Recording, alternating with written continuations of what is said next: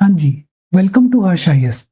Ethics का आज हमारा 16th लेक्चर है। एथिक्स में टोटल 8 यूनिट्स हैं और पिछले 15 लेक्चर्स में हमने एथिक्स की 3 यूनिट्स को कवर कर लिया है। कौन-कौन सी 3 यूनिट्स को हमने ऑलरेडी कवर कर लिया है? एक तो हमने बात कर ली है एथिक्स की यूनिट 1 के बारे में, एथिक्स एंड ह्यूमन इंटरफेस के बारे में। दूसरा, हमने पढ़ लिया यूनिट 2 के बारे में, एटीट्यूड के बारे में। और तीसरा, हमने बात कर लिया यूनिट 4 के बारे में, इमोशनल इंटेलिजेंस के बारे में। आज के सेशन से हम शुरुआत कर रहे हैं एथिक्स की यूनिट 3 की। और एथिक्स की ये जो यूनिट 3 है, ये टाइटल्ड है aptitude and foundational values for civil service. Aptitude and foundational values for civil service. ये जो यूनिट 3 है, इसके अंदर सिविल सर्विसेज से रिलेटेड कई सारी फाउंडेशनल वैल्यूज को मेंशन किया गया है। इन सभी फाउंडेशनल वैल्यूज के बारे में इस यूनिट के अंदर हम पढ़ेंगे, बातचीत करेंगे। लेकिन उससे पहले दो टर्म्स हैं। ये जो दो टर्म्स हैं, इनका मीनिंग समझना हमारे लिए बेहद इंपॉर्टेंट है। सबसे पहला टर्म क्या है? सबसे पहला टर्म है एप्टीट्यूड। सबसे पहला टर्म क्या है? सबसे पहला टर्म है एप्टीट्यूड। एप्टीट्यूड का मतलब क्या है? What is the meaning of aptitude? बेहद सिंपल तौर पे अगर बात करें तो एप्टीट्यूड का मतलब क्या है? Aptitude is basically a set of abilities. Aptitude is basically a set of abilities. Set of abilities को, या फिर आप स्पेसिफिक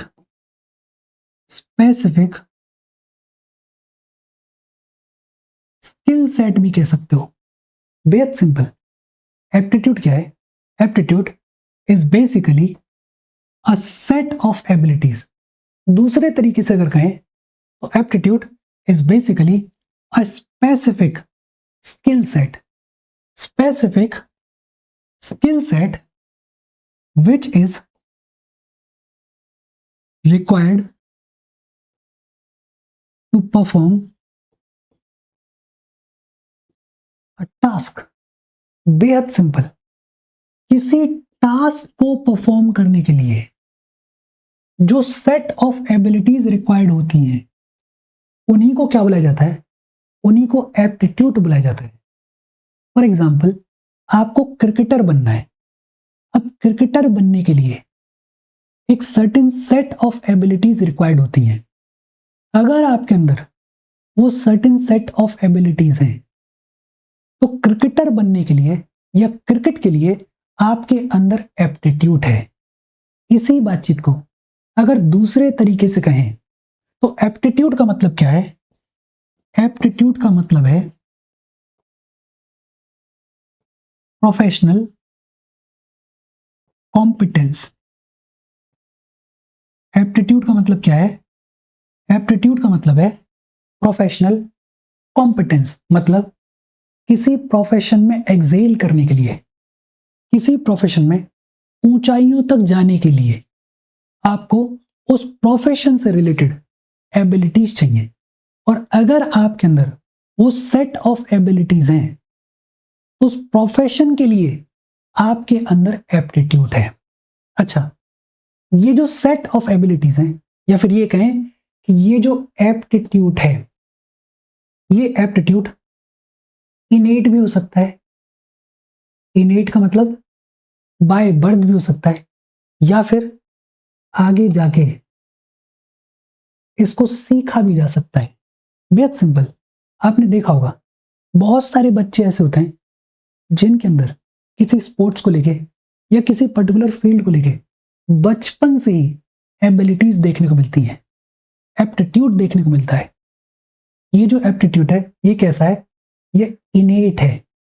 लेकिन अगर किसी को किसी पर्टिकुलर फील्ड में, किसी पर्टिकुलर स्पोर्ट्स में अगर एप्टीट्यूड डेवलप करना है, सेट ऑफ एबिलिटीज डेवलप करनी है, तो वो ट्रेनिंग के थ्रू भी उनको डेवलप कर सकता है। बेहद सिंपल। एप्टीट्यूड का मतलब क्या है? Aptitude is basically a set of abilities which are required to perform a task. अच्छा, जब भी एप्टीट्यूड की बात होती है तो बात होती है एक और टर्म के बारे में, और ये जो एक और टर्म है ये क्या है? ये है इंटेलिजेंस। एप्टीट्यूड और इंटेलिजेंस के बीच में क्या रिलेशनशिप है? देखो, इंटेलिजेंस का मतलब क्या होता है? बेहद सिंपल तौर पे अगर डिफाइन करें, intelligence is the ability to gain knowledge. Intelligence is the ability to gain knowledge. और एप्टीट्यूड का मतलब क्या है? एप्टीट्यूड का मतलब है ability to apply that knowledge. Aptitude का मतलब क्या है? Aptitude is the ability to apply that knowledge. Intelligence का मतलब क्या है? Ability to gain knowledge. और एप्टीट्यूड का मतलब क्या है? Ability to apply that knowledge. और जब हमने पढ़ा था इंटेलिजेंस के बारे में, तो हमने देखा था कि इंटेलिजेंस के 8 टाइप्स देखने को मिलते हैं। कितने टाइप्स देखने को मिलते हैं? 8 टाइप्स देखने को मिलते हैं। और हमने ये भी देखा था कि अगर आपको जानना है कि कोई पर्टिकुलर इंसान किस फील्ड में इंटेलिजेंस रखता है, तो आप टेस्ट करो, जैसे आईक्यू टेस्ट है। अब आपने किसी बच्चे का आईक्यू टेस्ट करवाया और उस बच्चे का जो आईक्यू है वो बहुत ज्यादा हाई आया, इसका मतलब क्या है? कि ये जो बच्चा है इसके अंदर लॉजिकल इंटेलिजेंस खूब है। और अगर इस बच्चे के अंदर लॉजिकल इंटेलिजेंस है तो इसका मतलब क्या है? कि इस बच्चे को आप डॉक्टर बनाओ, इस बच्चे को आप इंजीनियर बनाओ, इस बच्चे को आप मैथमेटिक्स वाले किसी फील्ड में डालो। अगर आप ऐसा करोगे तो ये जो बच्चा है ये अपनी नॉलेज को प्रॉपरली, एक्यूरेटली, पूरे पोटेंशियल तक अप्लाई कर पाएगा और उस फील्ड में एक्सेल करेगा, उस फील्ड में ऊंचाइयों तक जाएगा। एप्टीट्यूड का मतलब क्या है? और एप्टीट्यूड और इंटेलिजेंस के बीच में क्या रिलेशनशिप देखने को मिलता है, ये तो होपफुली आपको समझ में आया होगा। अच्छा, अब बात आती है कि एप्टीट्यूड और जो दूसरा बेहद इंपॉर्टेंट टर्म है एथिक्स। एप्टीट्यूड और एथिक्स के बीच में क्या रिलेशनशिप देखने को मिलता है? देखो, एप्टीट्यूड और इंटेलिजेंस के बीच में क्या रिलेशनशिप देखने को मिलता है वो तो हमें समझ में आ गया कि अगर हमें पता चल जाए कि बच्चा इस पर्टिकुलर फील्ड में इंटेलिजेंस रखता है, तो हमें उस बच्चे को उसी फील्ड में पुश करना चाहिए ताकि वो बच्चा जो है वो अपने नॉलेज को, अपने एप्टीट्यूड को पूरे पोटेंशियल तक अप्लाई कर पाए और अच्छे से परफॉर्म कर पाए। अब सवाल आता है एप्टीट्यूड और एथिक्स के बीच में क्या रिलेशनशिप है? बेहद सिंपल। अगर कोई इंसान ऐसा है जिसमें एप्टीट्यूड है, जिसमें उस पर्टिकुलर प्रोफेशन को लेके सेट ऑफ एबिलिटीज हैं और साथ ही साथ वो इंसान एथिकल भी है, ये तो सबसे सुंदर कॉम्बिनेशन है, सबसे अच्छा कॉम्बिनेशन है। लेकिन अगर कोई इंसान ऐसा है कि उसमें एप्टीट्यूड तो है लेकिन वो एथिकल नहीं है, तो ये बहुत डेंजरस कॉम्बिनेशन है। फॉर एग्जाम्पल, एक नाम शायद आपने सुना हो, AQ खान। AQ खान कौन थे? पाकिस्तान के न्यूक्लियर प्रोग्राम के प्रोजेक्ट डायरेक्टर थे AQ खान। अब न्यूक्लियर प्रोग्राम के प्रोजेक्ट डायरेक्टर हैं तो एप्टीट्यूड तो होगा, लेकिन एथिकल नहीं थे। और एथिकल नहीं थे इसीलिए इन्होंने जो न्यूक्लियर कोड्स हैं वो बेचे दूसरे कंट्रीज को, वो बेचे टेररिस्ट ऑर्गेनाइजेशंस को। अगर किसी इंसान के अंदर एप्टीट्यूड है लेकिन वो एथिकल नहीं है तो बड़ा डेंजरस मामला है। For example Osama bin Laden, aptitude तो था, पढ़ा लिखा था, इंजीनियर था, लेकिन एथिकल नहीं था, और एथिकल नहीं था तो आपने रिजल्ट्स देखे कितने डेंजरस रिजल्ट्स थे। लेकिन अगर कोई इंसान ऐसा है जिसके अंदर एप्टीट्यूड है और एप्टीट्यूड होने के साथ साथ वो इंसान एथिकल भी है, तो ये सबसे बढ़िया कॉम्बिनेशन होता है। और इसका सबसे बढ़िया एग्जाम्पल है doctor APJ Abdul Kalam, the missile man of India. हमारे कंट्री में आज जो भी डिफेंस सिस्टम देखने को मिलता है उसमें एक मेजर कंट्रीब्यूशन इनका है। एप्टीट्यूड के मामले में टॉप नॉच और एथिकल भी थे, और इसीलिए आज भी जब न्यूक्लियर प्रोग्राम की बात होती है तो वर्ल्ड वाइड हमारे कंट्री का जो नाम है वो इज्जत से लिया जाता है, बिकॉज ऐसे लोग उस प्रोग्राम के साथ में जुड़े हुए थे। तो एप्टीट्यूड और एथिक्स के बीच में क्या रिलेशनशिप है, होपफुली आपको समझ में आया होगा।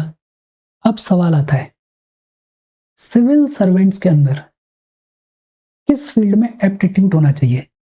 और इसमें हमें बहुत ज्यादा दिमाग लगाने की जरूरत है नहीं, बिकॉज यूपीएससी खुद बताता है।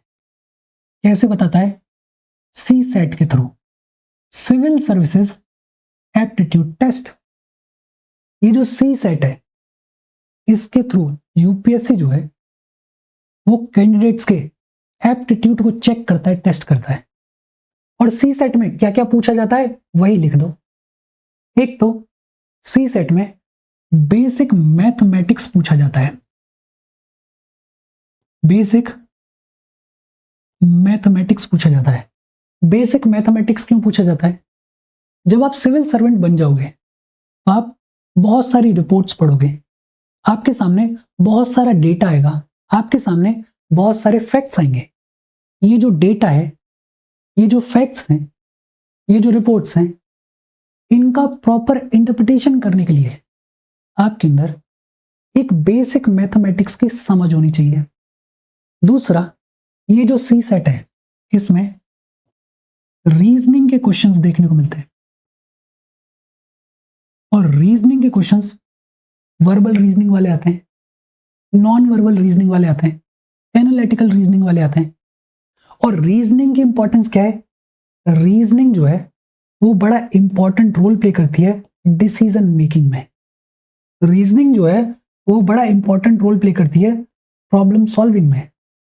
तो रीजनिंग के थ्रू जो कैंडिडेट्स हैं उनकी एबिलिटी टू मेक डिसीजंस, उनकी ability to solve the problems, उसको चेक किया जाता है, उसको टेस्ट किया जाता है। फिर रीजनिंग के अलावा ये जो सी सेट है इसमें कॉम्प्रीहेंशंस देखने को मिलते हैं, और कॉम्प्रीहेंशंस के थ्रू कैंडिडेट्स की लिंग्विस्टिक एबिलिटीज को चेक किया जाता है।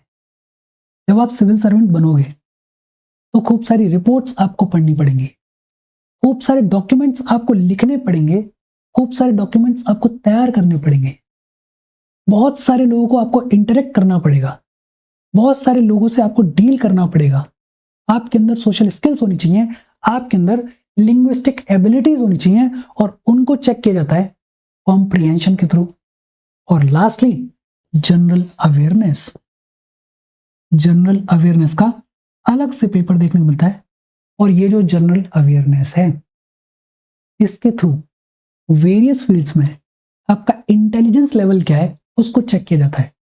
और इन सबको मिला के बेसिकली यूपीएससी क्या चेक कर रहा है? आपका एप्टीट्यूड चेक कर रहा है, civil services aptitude test. Easy और सिंपल सी बातचीत है। देखो, इतना ही पूछा जा सकता है। एक तो ये पूछा जा सकता है कि बताओ भाई एप्टीट्यूड क्या है, दूसरा ये पूछा जा सकता है कि एप्टीट्यूड और इंटेलिजेंस के बीच में रिलेशन क्या है, तीसरा पूछा जा सकता है कि एप्टीट्यूड और एथिक्स के बीच में क्या रिलेशनशिप है, और फिर सिविल सर्विसेज में इन फील्ड्स में एप्टीट्यूड की जरूरत होती है और वो सब यहाँ पे चेक किया जा रहा है। अगर आपको इतना भी समझ में आता है तो आपका काम चल जाएगा। अच्छा, एक टर्म है एप्टीट्यूड। एप्टीट्यूड का मतलब क्या होता है वो हमें समझ में आ गया। अब दूसरा टर्म क्या है? दूसरा टर्म है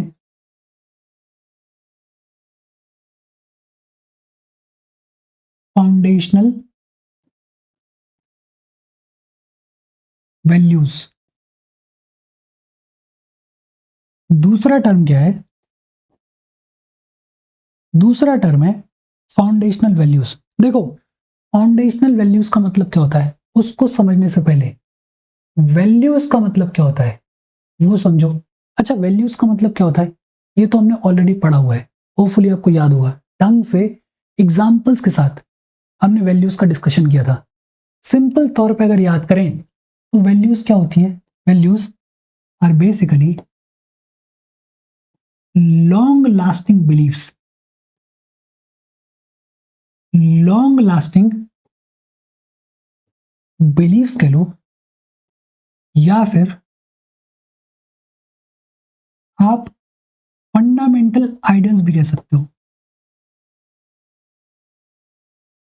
ऐसे लॉन्ग लास्टिंग बिलीफ्स या फिर ऐसे फंडामेंटल आइडियल्स जो कि प्रेफर किए जाते हैं किसी इंडिविजुअल के द्वारा या किसी ऑर्गेनाइजेशन के द्वारा या किसी सोसाइटी में, उन्हीं को क्या बुलाया जाता है? उन्हीं को वैल्यूज बुलाया जाता है। हमने ये भी देखा था कि ये जो वैल्यूज हैं ये वेरी करती हैं टेम्पोरली एंड स्पेशली। ये जो वैल्यूज हैं ये ओवर द स्पेस, ये ओवर द टाइम वेरी करती है। हमने पढ़ा था ट्रेडिशनल सोसाइटीज हैं हुआ करती थी और मॉडर्न सोसाइटीज हैं, इनमें बड़ा स्टार्किंग डिफरेंस देखने को मिलता है इन टर्म्स ऑफ वैल्यूज। या फिर हम अमेरिका चले जाएं और हम इंडिया के किसी गांव में चले जाएं, या फिर इंडिया के किसी गांव में चले जाएं और इंडिया के किसी मेट्रो सिटी में चले जाएं, वैल्यूज का डिफरेंस देखने को मिलेगा। तो ये जो वैल्यूज हैं ये वेरी करती हैं ओवर टाइम और स्पेस। वैल्यूज का मतलब क्या होता है वो तो हमें समझ में आता है। अब सवाल आता है फाउंडेशनल वैल्यूज का मतलब क्या होता है। देखो, बेहद सिंपल तौर पे अगर बात करें तो foundational values are basically core values. जो कोर वैल्यूज होती हैं उनको एक तरीके से फाउंडेशनल वैल्यूज बुलाया जा सकता है, या फिर और सिंपल लैंग्वेज में अगर बात करें तो foundational values are the values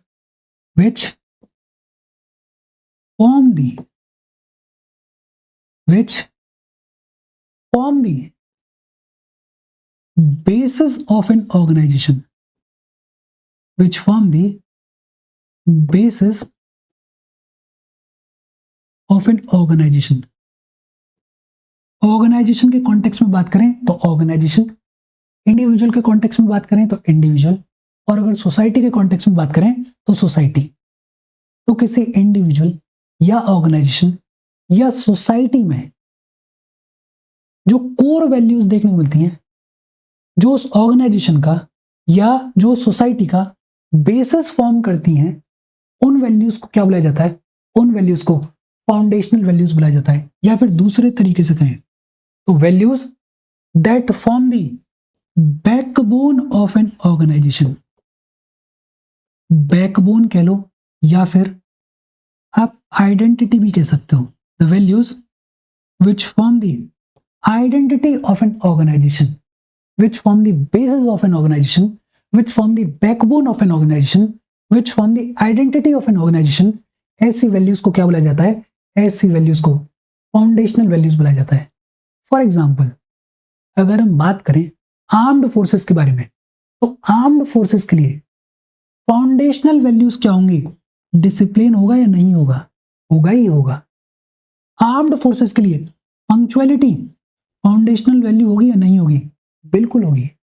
armed forces के लिए करेज फाउंडेशनल वैल्यूज होगी या नहीं होगी? बट ऑब्वियसली बातें होगी। तो किसी ऑर्गेनाइजेशन में कौन सी ऐसी वैल्यूज हैं जो कि उसका बेसिस फॉर्म करती हैं, जो कि उसकी बैकबोन की तरह एक्ट करती हैं, जो कि उसकी आइडेंटिटी को फॉर्म करती हैं, उन वैल्यूज को ही क्या बुलाया जाता है? फाउंडेशनल वैल्यूज बुलाया जाता है। फाउंडेशनल वैल्यूज का मतलब क्या होता है? होपफुली आपको समझ में आया होगा। अब सवाल आता है सिविल सर्विसेज के कॉन्टेक्स्ट में जो भी फाउंडेशनल वैल्यूज देखने को मिलती हैं उनके सोर्सेस क्या क्या हैं? What are the sources of foundational values for civil services? देखो, सबसे पहले तो हमारा कॉन्स्टिट्यूशन,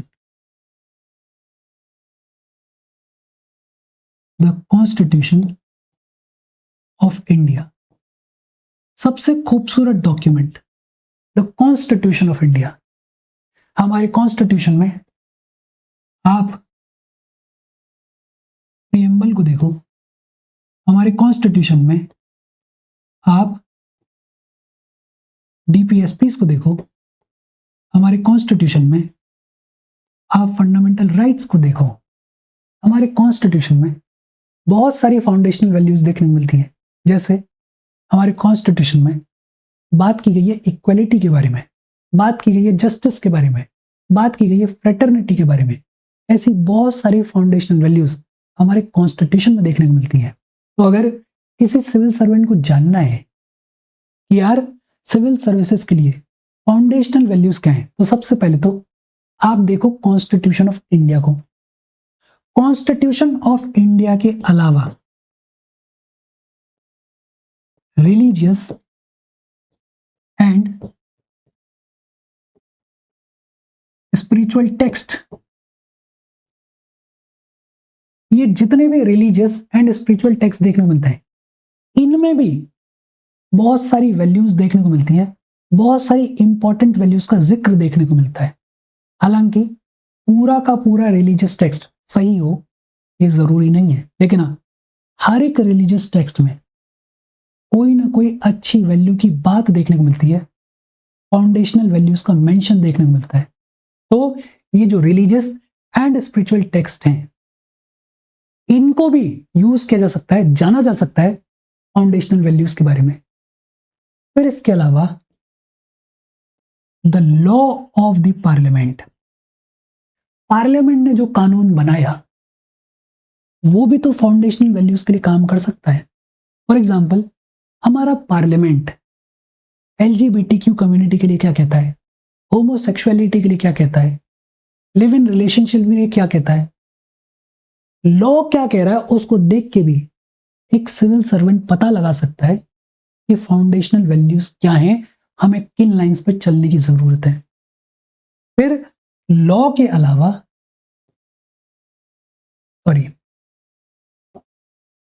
लॉ के अलावा supreme court judgements,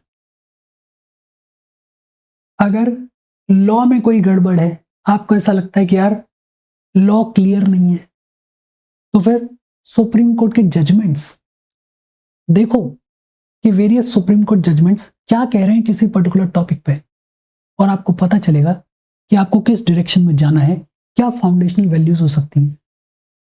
supreme court judgements के अलावा हिस्टोरिकल इवेंट्स, और सिर्फ हिस्टोरिकल इवेंट्स ही क्यों, हिस्टोरिकल इवेंट्स को आप यूज कर सकते हो, पर्सनैलिटीज को आप रेफरेंस पॉइंट के तौर पे देख सकते हो, मेमोयर्स और राइटिंग्स को भी आप यूज कर सकते हो। जैसे पर्सनैलिटीज की अगर बात करें तो गांधी जी से बड़ी कोई पर्सनैलिटी हुई नहीं। आपको जानना है कि फाउंडेशनल वैल्यूज क्या होनी चाहिए, तो आप जाओ और आप गांधी जी के बारे में जानो, आप हिस्टोरिकल इवेंट्स को देखो, आप मेमोयर्स को देखो। फिर इसके अलावा हर प्रोफेशन का अपना एक प्रोफेशनल कोड होता है। तो कई सारे प्रोफेशनल कोड्स देखने को मिलते हैं, जैसे कोड ऑफ एथिक्स देखने को मिलता है, जैसे कोड ऑफ कंडक्ट देखने को मिलता है, जैसे all India services conduct rules हैं। ये जो कोड्स हैं ये भी आपके लिए एक रेफरेंस के तौर पे काम कर सकते हैं, ये जानने के लिए कि क्या फाउंडेशनल वैल्यूज होनी चाहिए। इसके अलावा बेहद important reports of various committees, public servants के लिए क्या वैल्यूज होनी चाहिए, उसके ऊपर बहुत सारी कमिटीज बनाई गई हैं हमारे देश में भी, वर्ल्ड वाइड भी। उनकी जो रिपोर्ट्स हैं उनको आप पढ़ो। जैसे आगे चलते हुए हम बात करेंगे सेकंड एआरसी के बारे में, जो कि बड़ा इंपॉर्टेंट रोल प्ले करती है एथिक्स में। तो ये जो रिपोर्ट्स हैं ये भी बड़ा इंपॉर्टेंट रोल प्ले कर सकती हैं।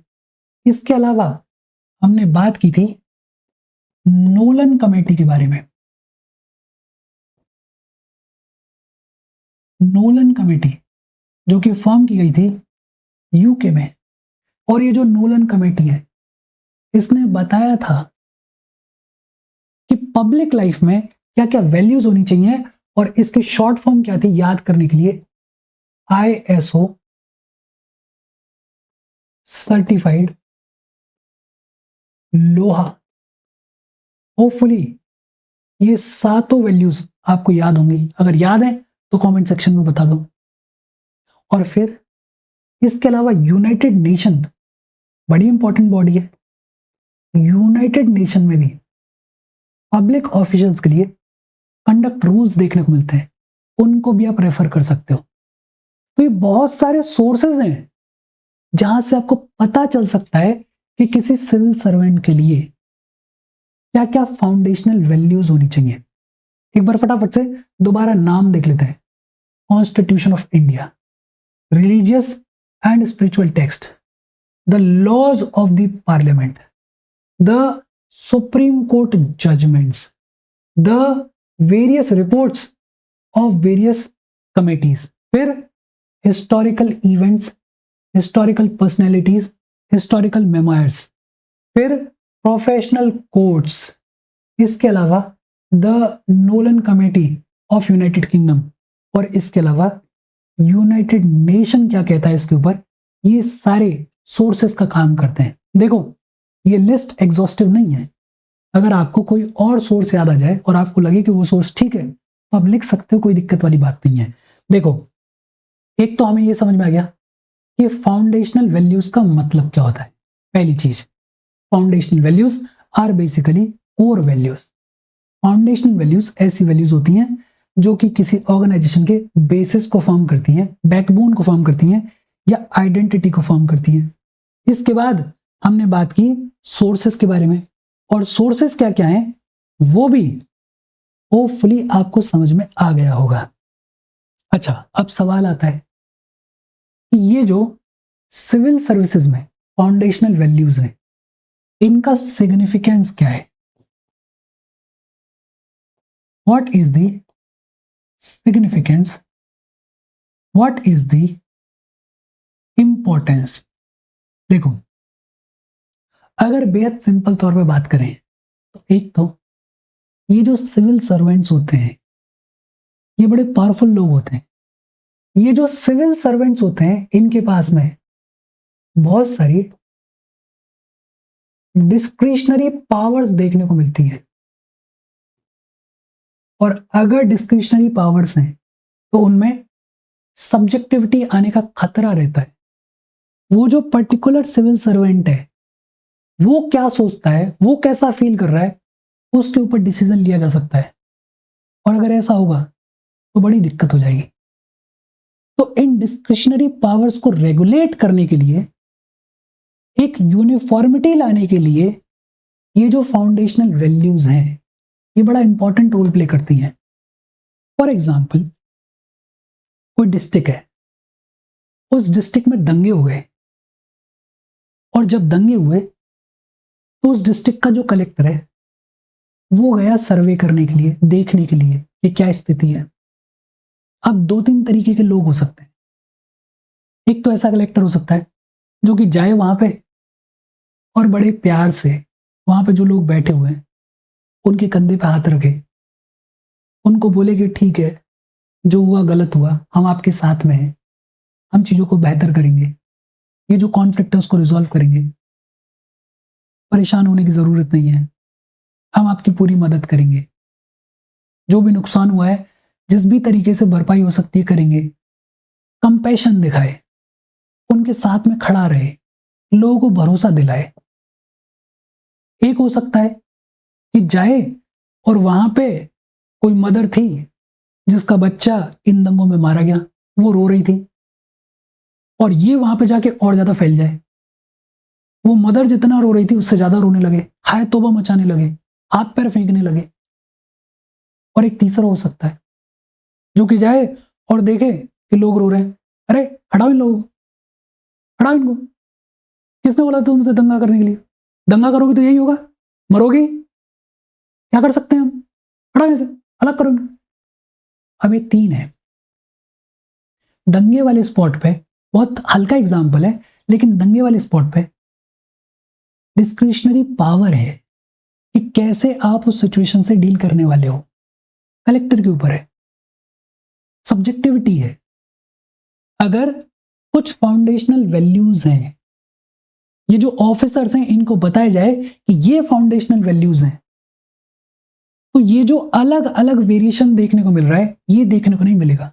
अगर इनको बता दिया जाए कि भाई ऐसी कोई सेंसिटिव सिचुएशन आए तो आपको कंपैशन के साथ में डील करना है, तो ये जो अलग अलग तरीका देखने को मिल रहा है, ये जो अलग अलग तरीके से डिस्क्रिशनरी पावर्स को यूज किया जा रहा है, ये देखने को नहीं मिलेगा। तो एक तो ये सिग्निफिकेंस है। दूसरा, ये जो सिविल सर्वेंट्स होते हैं इनको लाखों लोगों से डील करना है, लाखों लोगों की लाइफ इनके ऊपर डिपेंड करती है, और इनके सामने बहुत सारे एथिकल डिलेमास आते हैं, बहुत सारी ऐसी सिचुएशंस आती हैं जिनमें डिलेमा होता है। उस डिलेमा से लड़ने के लिए, उसको सॉल्व करने के लिए ये जो फाउंडेशनल वैल्यूज हैं ये बड़ा इंपॉर्टेंट रोल प्ले करती हैं।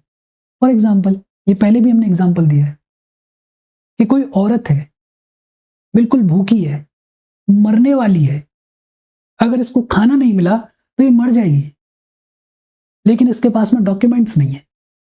हो सकता है बाढ़ आई कभी और इसके डॉक्यूमेंट्स बह गए, आप कलेक्टर हो, या आपके द्वार पे आ गई, ऑफिस के बाहर खड़ी हुई है।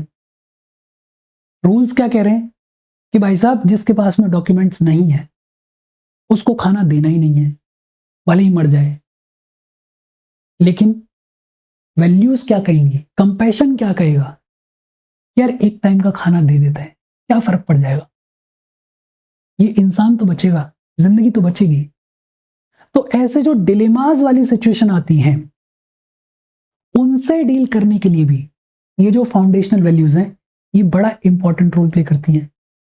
तीसरा, ये जो फाउंडेशनल वैल्यूज हैं ये एडमिनिस्ट्रेशन में यूनिफॉर्मिटी को इंश्योर करती हैं। अभी हम बात कर रहे थे किस तरीके से यूनिफॉर्मिटी को इंश्योर करती हैं। फिर ये जो ऑफिसर्स हैं ये भी तो इसी समाज से गए, हमारे बीच से निकल के ऑफिसर्स बने। और जब एक बच्चा 20-25 साल तक एक समाज में रहता है तो समाज से रिलेटेड जो भी प्रेजुडिस होते हैं वो भी उसके दिमाग में बैठ जाते हैं। जैसे कास्ट को लेके, जेंडर को लेके, रिलीजन को लेके, थर्ड जेंडर को लेके बहुत सारे प्रेजुडिस इस ऑफिसर के दिमाग में भी होंगे। लेकिन अब इसको समझने की जरूरत है कि ये आम आदमी नहीं है, ये ऑफिसर है, लाखों लोगों की जिंदगी इसके ऊपर डिपेंड करती है। तो इन प्रेजुडिस से बाहर निकलने की इसको जरूरत है, सबको बराबर नजरिए से देखने की जरूरत है, और उसमें ये जो फाउंडेशनल वैल्यूज हैं ये मदद करती हैं।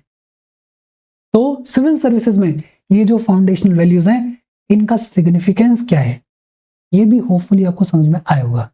देखो, हमने फाउंडेशनल वैल्यूज के बारे में पढ़ लिया, हमने उनके सिग्निफिकेंस, उनके सोर्सेस के बारे में पढ़ लिया।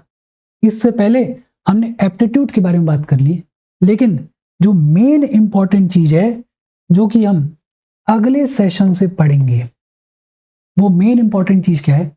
वो मेन इंपॉर्टेंट चीज है ये फाउंडेशनल वैल्यूज, जैसे इंटीग्रिटी है, जैसे इम्पार्शियलिटी है, जैसे नॉन पार्टिजनशिप है, जैसे टॉलरेंस है, जैसे कंपैशन है, जैसे एम्पैथी है।